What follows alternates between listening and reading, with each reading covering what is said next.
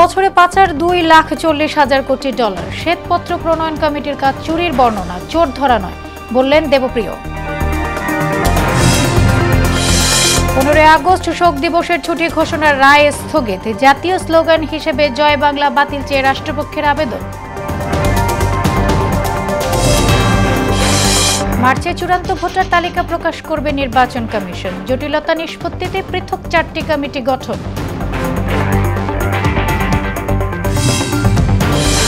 এবং শেষ ওয়ানডে 7 উইকেটে হেরে হোয়াইট ওয়াশ আয়ারল্যান্ড নারী দল, সরাসরি বিশ্বকাপ নিশ্চিত করল বাংলাদেশ।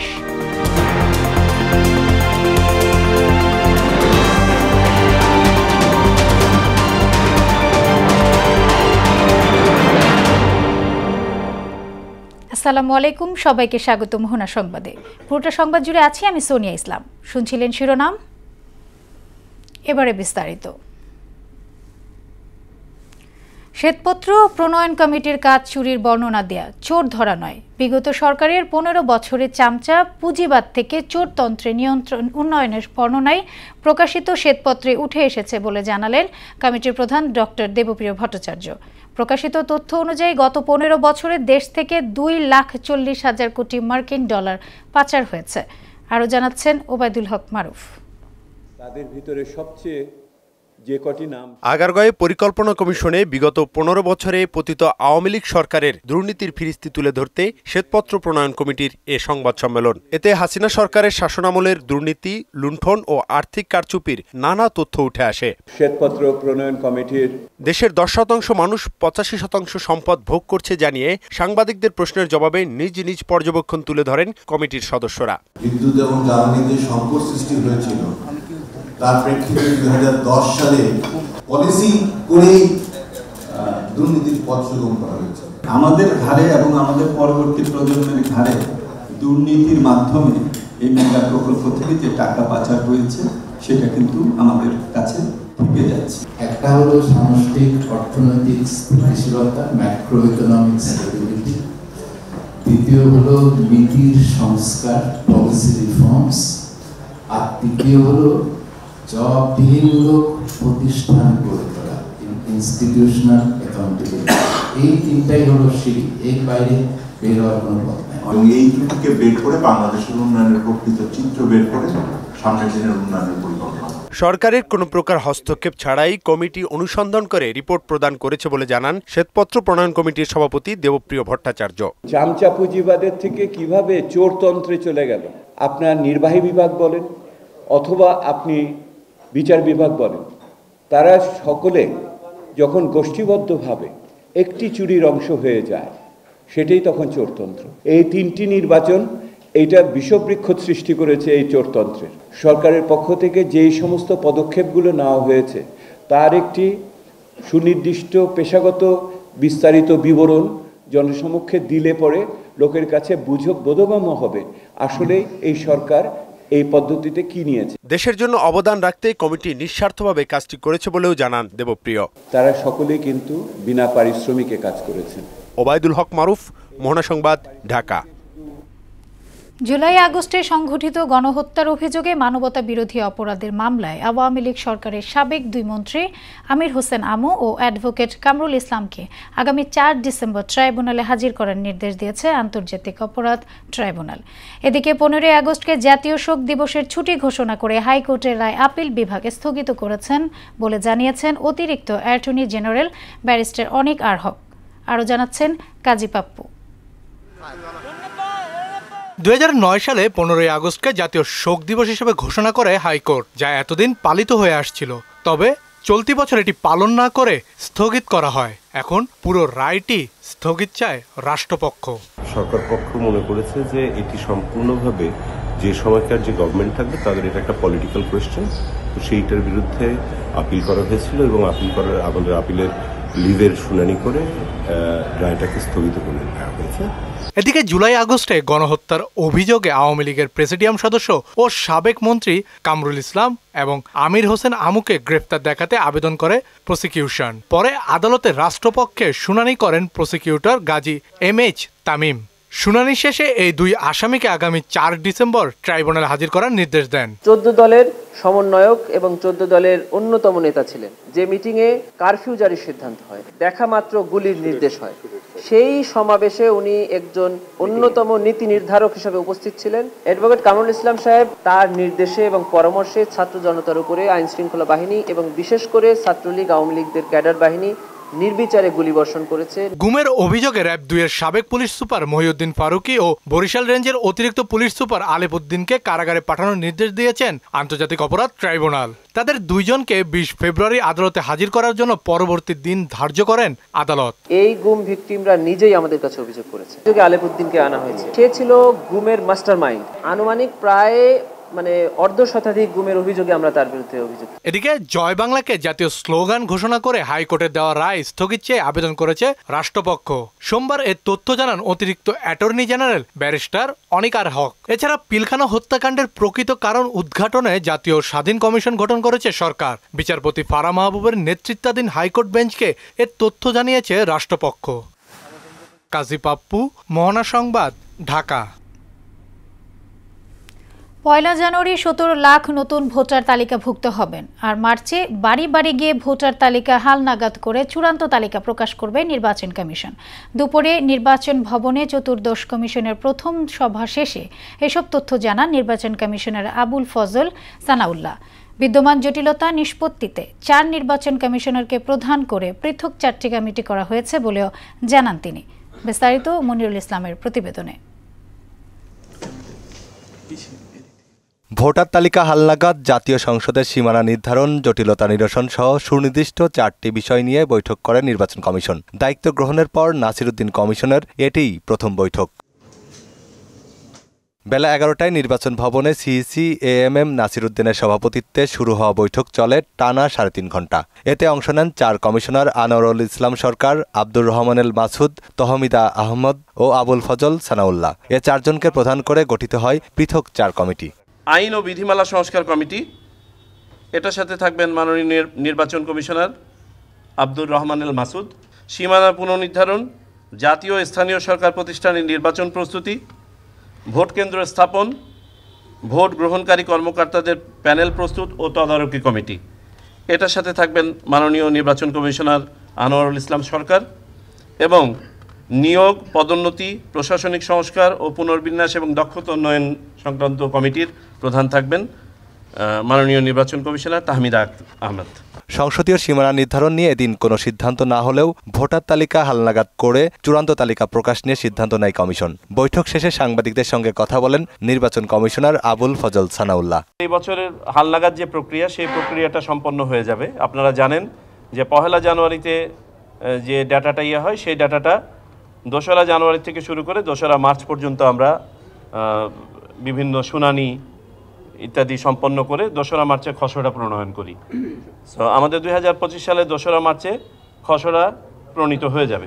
বাড়ি বাড়ি গিয়ে ভোটারদের তথ্য সংগ্রহ করার মাধ্যমে একটি পূর্ণাঙ্গ তালিকা নিশ্চিত হবে বলেও জানান তিনি। আমরা যখন বাড়ি বাড়ি যাব, তখন আমাদের মৃত যে ইয়েরা ছিলেন পুরনো ভোটার, তাদেরকে বাদ দেওয়াটা সহজ হবে। কোথাও কোনো ডুপ্লিকেশন থাকলে বা অপরাপর কোনো ধরনের ডিসক্রিপেন্সি থাকলে সেগুলো আমরা হয়তো কাটিয়ে উঠতে পারবো।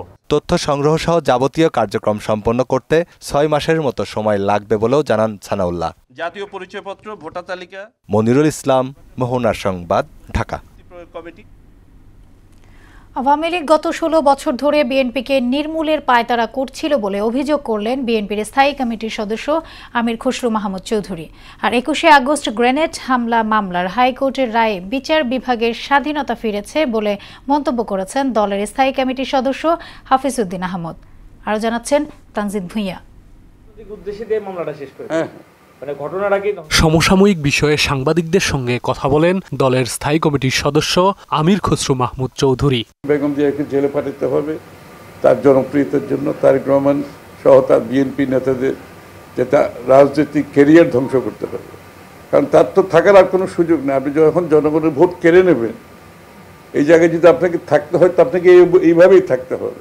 এ সময় আওয়ামী লীগ দেশকে ধ্বংস করেছে মন্তব্য করে আগামীতে তারেক রহমানের নেতৃত্বে জাতীয় সরকার প্রতিষ্ঠিত হবে বলে জানান বিএনপির এই শীর্ষ নেতা। যার নেতৃত্বে সমস্ত জাতিকে সংগঠিত ঐক্যবদ্ধ করেছেন, এই মানুষটার আজকে এখন দেশে নাই, তার অনুপস্থিতিটা আমরা সকলে তো অনুভব করছি, তাই না? তারপর তার উপস্থিতি জাতির কাছে, সকলের কাছে কাম্য, সকলে অপেক্ষা করছে। এদিকে নিজ বাসভবনে সাংবাদিকদের সঙ্গে কথা বলেন বিএনপির স্থায়ী কমিটির সদস্য হাফিজ উদ্দিন আহমদ। বলেন, তারেক রহমান দেশে ফিরলে রাজনীতিতে আমূল পরিবর্তন আসবে। তিনি আসবেন এবং অবশ্যই আগামী নির্বাচনের আগে তো তাকে আমরা চাই, এবং তিনি আসার ফলে রাজনৈতিক দৃশ্যপট অনেক পরিবর্তিত হবে। অ্যাক্টিং চেয়ারম্যান জনাব তারেক রহমানকে উদ্দেশ্যমূলকভাবে এই 21শে আগস্টে গ্রেনেড মামলাতে জড়ানো হয়েছে। প্রথম এজাহারে তার নাম ছিল না, পরবর্তীকালে একটি সাপ্লিমেন্টারি চার্জশিট দিয়ে তাকে এই মামলায় অন্যায়ভাবে যুক্ত করা হয়েছে। অন্যদিকে পতিত আওয়ামী লীগ রাজনৈতিক মামলা দিয়ে তারেক রহমান সহ বিএনপিকে ধ্বংস করতে চেয়েছিল বলে অভিযোগ করলেন ব্যারিস্টার কায়সার কামাল।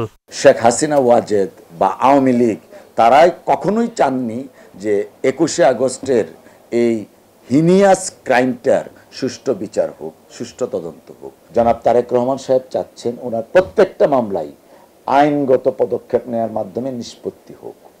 যে কারণে আমি বলছি যে দেশে আসার সাথে মামলার সম্পর্ক নাই।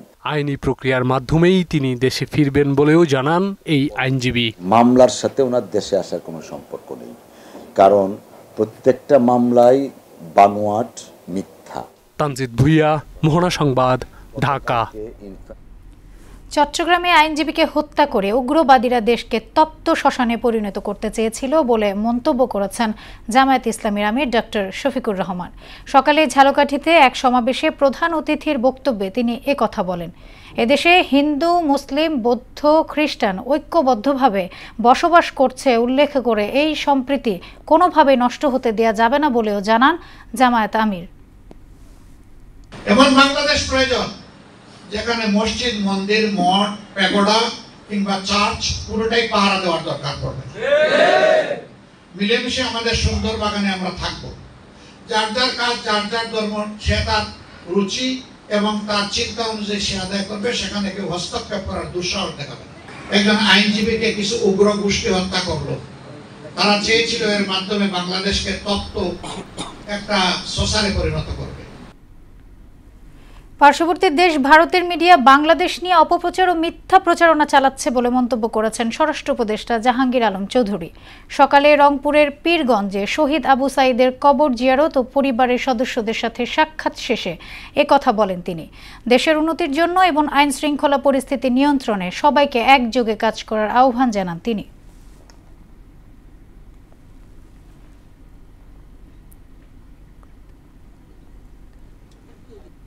পার্শ্ববর্তী দেশের মিডিয়া আমগো সম্বন্ধে অনেক মিথ্যা প্রচার করে, যেটা একমাত্র আপনারাই এটা করতে পারেন, কাউন্টার করতে পারেন, যেহেতু আপনারা সত্যি ঘটনা প্রকাশ করে এদের এই মিথ্যা প্রচারটাকে আপনারা মিথ্যাটাকে বন্ধ করে দিতে পারেন। দেশের উন্নতির জন্য আমাদের সবারই কিন্তু একযোগে কাজ করতে হবে। আইন শৃঙ্খলা পরিস্থিতি যাই কিছু বলেন না কেন, সব কিছুই কিন্তু আমরা যদি সবাই একসাথে কাজ করি এটা কিন্তু হয়ে যাবে। বহিষ্কৃত ইসকন নেতা চিন্ময় কৃষ্ণ দাস ইস্যুতে পশ্চিমবঙ্গের বিজেপি নেতা শুভেন্দু অধিকারীর কর্মকাণ্ড আমলে না নেওয়া উচিত বলে মনে করেন সাধারণ মানুষ। এতে সায় জানিয়ে আন্তর্জাতিক সম্পর্ক বিশ্লেষক অধ্যাপক লাইলুফার ইয়াসমিন বলেছেন, সস্তা জনপ্রিয়তার জন্য উস্কানিমূলক কর্মকাণ্ড করছেন শুভেন্দু অধিকারী। তাই এতে দৃষ্টি না দিয়ে বাংলাদেশের উচিত ভারতের কেন্দ্রীয় সরকারের মতামতে মনোযোগী হওয়া। কাজী শাহরিনের বিশেষ প্রতিবেদন।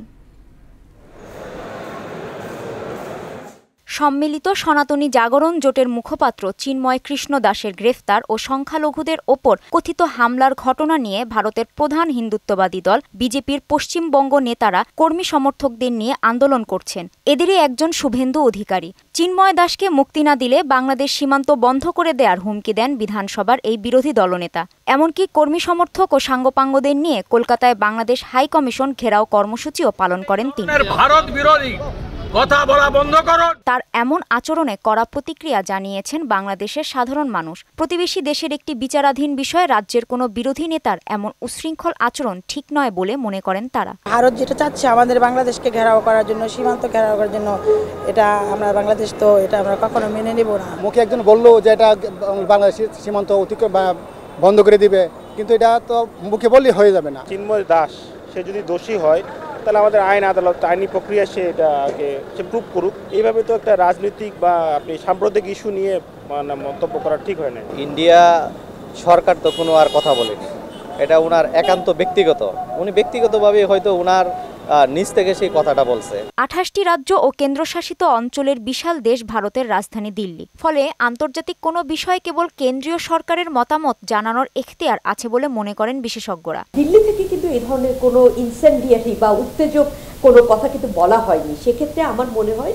যে আমাদের মিডিয়াকেও আমরা কোন তথ্যগুলো প্রচার করব, কোন তথ্যগুলো প্রচার করব না, সে বিষয়ে একটু আরো সতর্ক হতে হবে এবং যত্নবান হতে হবে। ব্যক্তিগত স্বার্থ হাসিলের জন্য শুভেন্দু অধিকারী বাংলাদেশের বিষয় অহেতুক নাক গলাচ্ছেন বলে মনে করেন অধ্যাপক লাইলুফার ইয়াসমিন। বাংলাদেশের তারা এটা ঘেরাও করবেন সীমান্ত, কিন্তু তাদের কি সেই ক্যাপাসিটি আছে, তাদের কি সেই বলবার অধিকার আছে, বা তারা কি শুধুমাত্র জনপ্রিয় হবার কারণে এই কথাটি বলছেন? সেই অ্যানালাইসিসটা আমার মনে হয় সাথে সাথে যোগ করা উচিত, যে তিনি শুধুমাত্র তার একটি রাজনৈতিক ইচ্ছা প্রতিফলন করছেন এবং সেটা হচ্ছে তার ভোট ব্যাংকের কাছে নিজের অ্যাপিলটা বাড়ানোর জন্য। আমরা যদি সেভাবে করে জিনিসগুলো প্রচার করি তাহলে কিন্তু আপনি দেখবেন যে এগুলোর ইল এফেক্ট অনেকটা কমে যাবে। শুভেন্দুর আচরণকে পাত্তা না দিয়ে বাংলাদেশ সরকারকে দিল্লির সঙ্গে সার্বক্ষণিক যোগাযোগ রাখার পরামর্শ দিয়েছেন এই বিশেষজ্ঞ।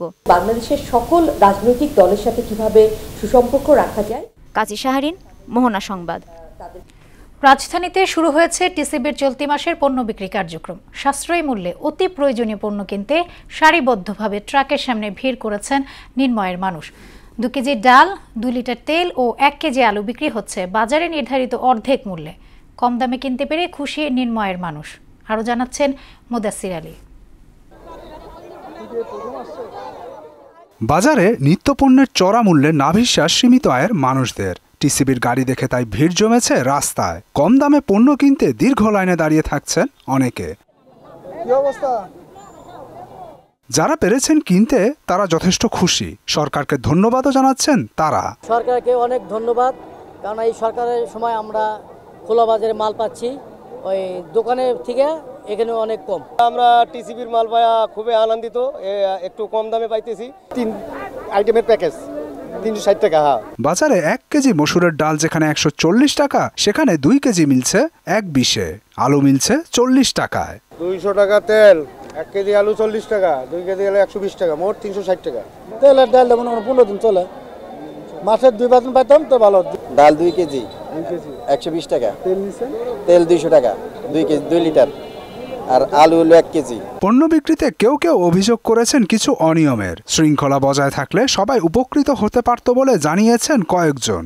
এরকম সিরিয়ালে দেয়, তারপরে লোকজন ঢুকে ঝামেলা করে আর কি। এমনি সিরিয়ালে দেয়, এরা সিরিয়ালের বাইরে দেয় না। লোকের অনেক লোক আছে যেমন চাহিদা মেটার পরে ঝামেলা করবে।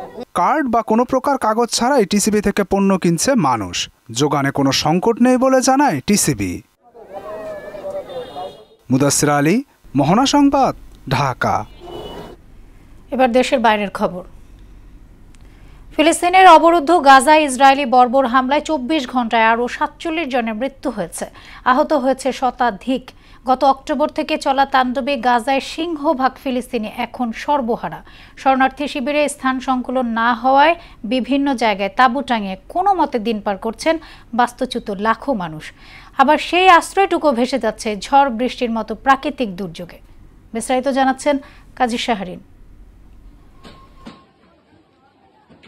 ইসরায়েলি হামলার কারণে নিজ আবাস ছেড়ে গাজার বাসিন্দাদের চলে যেতে হয়েছে বিভিন্ন শরণার্থী শিবিরে। সেখানে পানি ও খাদ্যাভাবে দুর্বিষহ দিন পার করছেন তারা। ইসরায়েলি হামলার ফলে ফিলিস্তিনে বাস্তুচ্যুতদের সংখ্যা দিন দিন বাড়ছে। ফলে শরণার্থী শিবিরে দেখা দিয়েছে স্থান সংকট। সেখানে ঠাঁই না পেয়ে তাঁবু গেড়ে বসবাস শুরু করেন অনেকে, যার বেশিরভাগই সমুদ্র সৈকতের আশেপাশে। এটা করা হচ্ছে নিরাপত্তার জন্য, কারণ সেখানে ইসরায়েলি হামলা তেমন হয় না। তারপরও ভাগ্য সহায় নয় ফিলিস্তিনের এসব বাস্তুচ্যুতদের জন্য। দুর্ভোগের নতুন মাত্রা যোগ করেছে প্রকৃতির বিরূপ আচরণ। গত 1 সপ্তাহ ধরে সমুদ্র উপকূলে তীব্র বাতাস ও বৃষ্টি হচ্ছে। এতে প্রায় 10,000 তাঁবু পুরোপুরি ভেঙে যায় এবং মারাত্মক ক্ষতিগ্রস্ত হয়। এসব তথ্য জানিয়েছে হামাস পরিচালিত গাজার মিডিয়া অফিস। এর ফলে মারাত্মক অনিশ্চয়তায় দিন কাটছে ক্ষতিগ্রস্তদের। তারা বলেন বাঁচার জন্য দানা পানি কিংবা শীত মোকাবেলার জন্য কোনো জোগানই নেই। এটি আমার জীবনের সবচেয়ে কঠিনতম রাত ছিল। তীব্র আবহাওয়া চরম বিপর্যয় ডেকে এনেছে। সমুদ্রের জল এসে আক্রমণ করায় এখন আর কোনো তাঁবু বাকি নেই। সমস্ত তাঁবু মাটিতে পড়ে গেছে এবং আমাদের জিনিসপত্র হারিয়ে গেছে। আমাদের কাছে যা ছিল তা নিয়ে আমরা সেই সময়ই পালিয়ে গিয়েছিলাম। বাকিটা সমুদ্রের জল গিলে ফেলেছে। সমুদ্রের জল জিনিসপত্র এবং কাঠগুলিকে ভাসিয়ে নিয়ে গিয়েছে। এখানেই আমরা আছি। এখন এই প্লাস্টিক শীটটি একজন সদয় ব্যক্তি দান করে গেছেন। আমরা খুব খুশি ছিলাম, কিন্তু এটি মাত্র 1 সপ্তাহেরও কম সময়ে ব্যবহার করা যাবে। দুর্ভোগের এখানেই শেষ নয়। গাজায় প্রয়োজনীয় তাঁবু এবং ভ্রাম্যমাণ আবাস সরবরাহ বন্ধ করে দিয়েছে ইসরায়েল। ফলে মানুষের জীবন ক্রমবর্ধমান কঠিন হয়ে উঠেছে এবং স্থানীয় মানবিক সংকটও বাড়ছে। কাজী শাহরিন, মোহনা সংবাদ। শেষ করব মোহনা সংবাদ, যাবার আগে শিরোনামগুলো আরও একবার।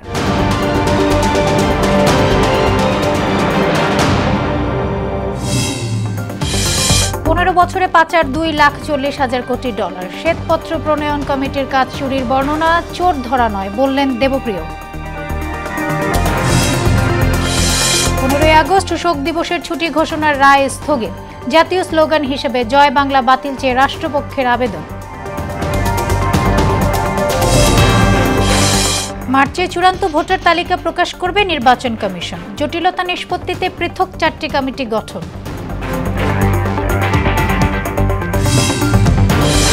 এবং শেষ ওয়ানডে 7 উইকেটে হেরে হোয়াইট ওয়াশ আয়ারল্যান্ড নারী দল। সরাসরি বিশ্বকাপ নিশ্চিত করল বাংলাদেশ।